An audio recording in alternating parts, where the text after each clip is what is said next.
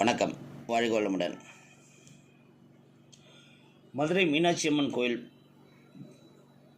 நம்ம திருக்கோயில் தரிசனம்ங்கிற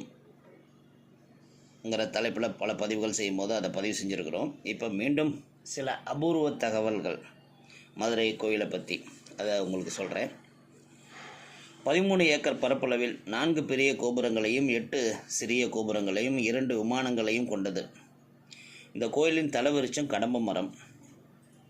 உலகிலேயே அதிக அளவு சிற்பங்கள் உள்ள கோயில் இதுதான். ஈசனின் 64 திருவிளையாடல்களும் மதுரையில் தான் நடந்தன.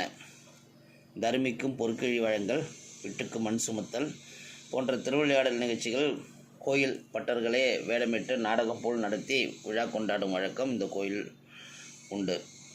இத்தகைய பழக்கம் தமிழ்நாட்டில் வேறு எந்த கோயிலிலும் இல்லை என்பது அபூர்வ தகவல். இந்த கோயிலில் எல்லா கடவுளுக்கும் சந்நிதி உண்டு. வருடத்தின் 365 நாட்களில் 294 நாட்கள் திருவிழா நடக்கும் கோயில் மதுரை மீனாட்சி அம்மன் கோயில். இருந்தும் மதுரை மீனாட்சி அம்மனுக்கு அபிஷேகம் செய்வது இல்லை. மீனாட்சி அம்மன் கோயில் அம்மன் சந்நிதி கோபுரம் வழியாக செல்லும் போது பிரம்மாண்டமான திருவாச்சி உண்டு. 1008 விளக்குகள் உள்ளன. ஒரே நேரத்தில் அதில் 1008 தீபங்கள் ஏற்றலாம். இந்த கோயிலோட ஒரு தனிச்சிறப்புன்னு சொல்கிறாங்க. மீனாட்சி அம்மன் கோயிலில் உள்ள பொற்றாமரை குளக்கரையில் ஒரு கொக்கு அதில் இருக்கும் மீன்களை உண்ணாமல் ஈசனை நோக்கி தவம் செய்ததால் நாரைக்கு நற்கதி அளித்த ஈசன் அன்று முதல் பொற்றாமரை குளத்தில் மீன்கள் உட்பட எந்த ஜீவராசிக்கும் இடமில்லை என ஈசன் விதித்தான் என்பது ஐதீகம். இன்றும் கூட பொற்றாமரை குளத்தில் மீனோ ஆமையோ நண்டோ என எந்த நீர்வாழ் உயிரினமும் கிடையாது. பொற்றாமரை குளத்தில் ஒரு பக்கம் சுவரில் திருக்குறள் பாக்கள் அத்தனையும் பளிங்கு கற்களில் பதிக்கப்பட்டுள்ளன. காரணம், அந்த குளக்கரையில் தான் திருவள்ளுவர் தனது திருக்குறளை அரங்கேற்றினார். குறளை அங்கீகரித்த தமிழ்ச்சங்கம் பலகை மிதந்த குளம் இதுவேன்னு சொல்கிறாங்க.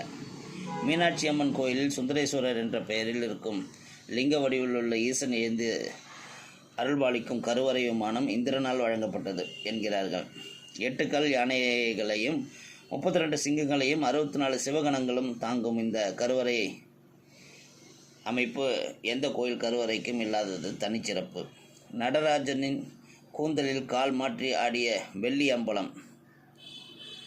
நடராஜர் கூத்தில் கால் மாற்றி ஆடிய வெள்ளி அம்பலம் இந்த கோயிலில்தான் உள்ளது.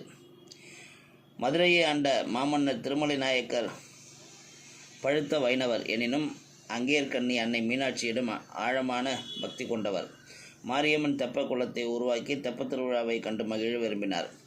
அப்படி தெப்பக்குளம் வண்டியூரில் 11ஆம் நூற்றாண்டில் உருவாக்கும் போது மண்ணில் கிடைத்ததுதான் மீனாட்சி அம்மன் ஆலயத்தில் எழுந்தருளியுள்ள முக்குருணி விநாயகர் சிலை. 7 அடி உயரம் கொண்ட ஒரே கற்சிலை. விநாயகர் சதுர்த்தி அன்று விநாயகருக்கு 18 படி அரிசியில் ஒரே ஒரு கொழுக்கட்டை செய்து படைக்கிறார்கள் என்பது இந்த கோயிலோட பல சிறப்புகளில் ஒன்று. வாழ்க வளமுடன், நலமே சூழ்க.